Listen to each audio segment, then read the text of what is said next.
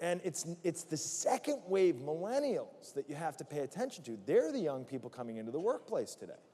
And what hiring managers tell us about the second wave millennials in professional services firms, right? They're the ones who are most likely to have been cultivated aggressively by parents, teachers, and counselors, right? They've been provided with individual learning plans and support and guidance and structure, and, and their parents have been trying to create a new species of superhuman, right?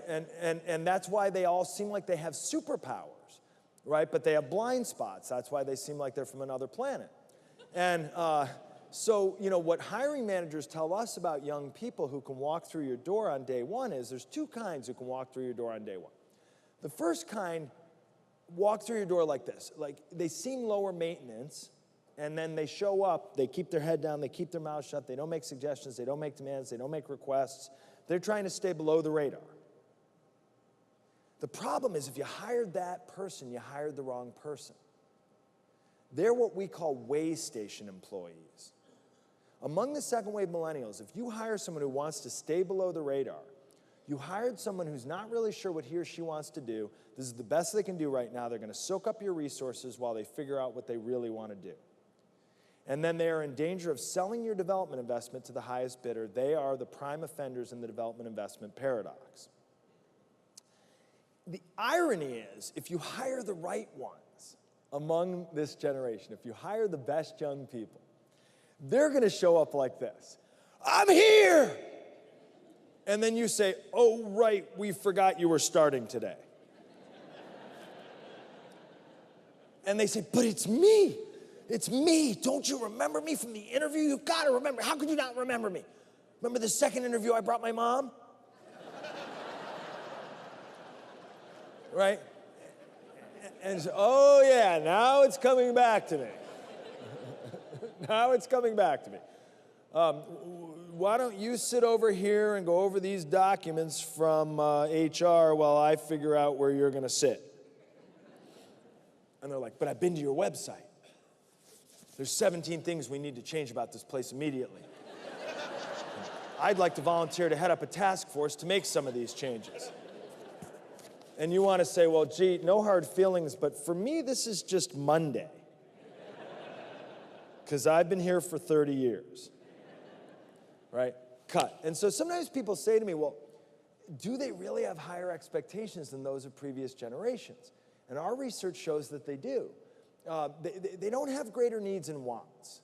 Yes, their parents have been trying to create a new species of superhuman, but they are still human. And they have the same basic needs and wants. See Maslow. But they do have higher expectations. The good news is that first and foremost, they have higher expectations for themselves. They want to identify problems nobody else has identified. They want to solve problems nobody else has solved. They want to invent new things. They want to make existing things smarter, faster, and better. And that's great for business. What a lot of people say is, yeah, but I've been here for 30 years, so that's my job. The reason we hire new young people is because we have a bunch of grunt work we need to get done, and we were hoping they might help. And I think one of the myths about this generation is that they won't do the grunt work.